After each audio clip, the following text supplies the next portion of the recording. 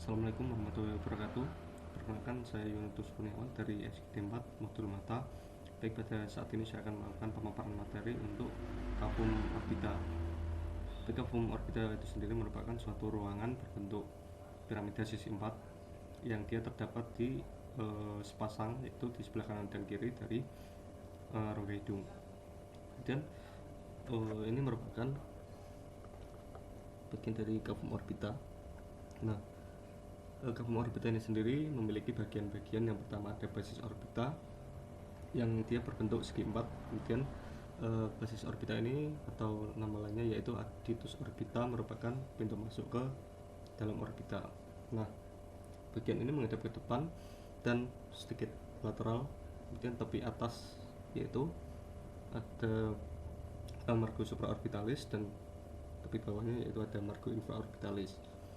Bagian orbita ini dibentuk oleh bagian-bagian tulang yaitu os frontal, kemudian os zygomaticus dan os maxilla. Bagian sini os maxilla. Lalu bagian kedua yaitu apex orbita. Dia terdapat pada ujung medial visura orbitalis superior, dekat dengan dibentuk oleh foramen opticum. Kemudian bagian yang ketiga yaitu atap orbita. Dia di sebelah depan ada bagian yaitu pars orbitalis osis frontalis. Kemudian sedangkan di bagian belakangnya yaitu magna osis sphenoidalis. Lalu bagian yang berikutnya yaitu dasar orbita. Bagian dasar orbita ini yaitu ada bagian anterolateral dibentuk oleh fascias orbitalis osis zygomaticus, dan bagian tengah dibentuk oleh fascias orbitalis maxilla, kemudian bagian belakang oleh processus orbitalis osis palatini. Nah, untuk bagian dasar orbita ini dia membatasi orbita dari sinus maxillaris. Dan bagian yang berikutnya yaitu dinding lateral. Dia merupakan bagian yang paling tebal. Lalu ada dinding medial. Dia dari depan ke belakang turut dibentuk oleh processus frontalis maxilla, kemudian os lacrimalis, kemudian lamina orbitalis osis ethmoidalis.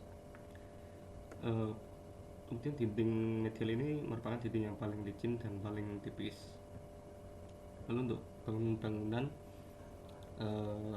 pada dinding orbita yaitu ada yang pertama ada margo supraorbitalis yaitu di bagian sini. Lalu ada foramen supraorbital di bagian sini. Kemudian canalis opticus.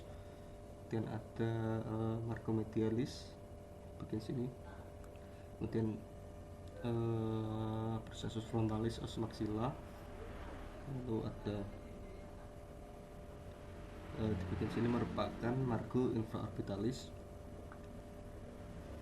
Kemudian ada foramen zygomatico faciale. Lalu ada fascias orbital os zygomaticum. Kemudian ada processus frontalis os zygomaticum dan juga processus zygomaticum os frontal. Nah, kemudian untuk aksis orbita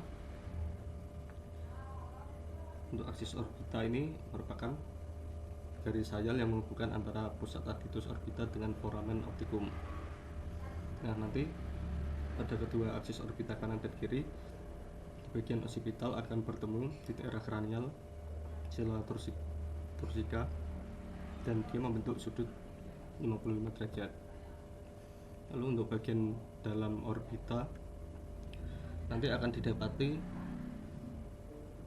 bagian dalam orbita ini nanti akan didapati yaitu ada periorbita atau fascia orbita. Fascia orbita ini merupakan periosteum titik orbita. Kemudian didapatkan fascia bulbi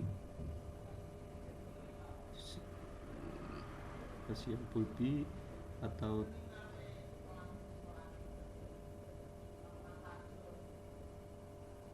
disebut kapsula tenon. Ini merupakan dari ini merupakan daerah periorbita. Yang pertama tadi atau fascia orbita, kemudian untuk fascia bulbi atau kapsula tenon ialah fascia yang mengelilingi bulbus oculi. Nah, dia di bagian sini, kemudian dia memisahkan bola mata dari lemak orbita. Nah, fascia ini ditembus oleh otot-otot ekstrinsik bola mata. Kemudian bagian dalam orbita yang ketiga yaitu ada corpus adipozum orbita. Dia ialah jaringan lemak yang mengisi orbita. Dia ditembus oleh nervus 2 dan selubungnya. Kemudian di sebelah bagian frontal ditutupi oleh fascia bulbi dan septum orbita. Kemudian karena orbita dikelilingi tulang dan satu-satunya jalan yang terbuka adalah ke arah depan, maka setiap pembesaran baik bulbus oculi maupun bangunan di sekitarnya akan mengakibatkan bola mata terdorong ke depan dan terlihat seperti menonjol. Makanya mata itu terlihat seperti menonjol, dan keadaan ini disebut protrusio bulbi. Baik, untuk bangunan-bangunan yang terdapat di dalam orbita yaitu ada bulbus oculi, ada glandula lacrimalis, kemudian nervus opticus, kemudian ada ganglion ciliare, ada vaskular, dan juga otot-otot ekstrinsik bola mata dan levator palpebra. Kemudian ada nervus 3, nervus 4, nervus 6, dan nervus ophthalmicus. Baik, cukup sekian penjelasan dari saya. Apabila ada kesalahan mohon maaf. Yang sebesar-besarnya. Wassalamualaikum warahmatullahi wabarakatuh.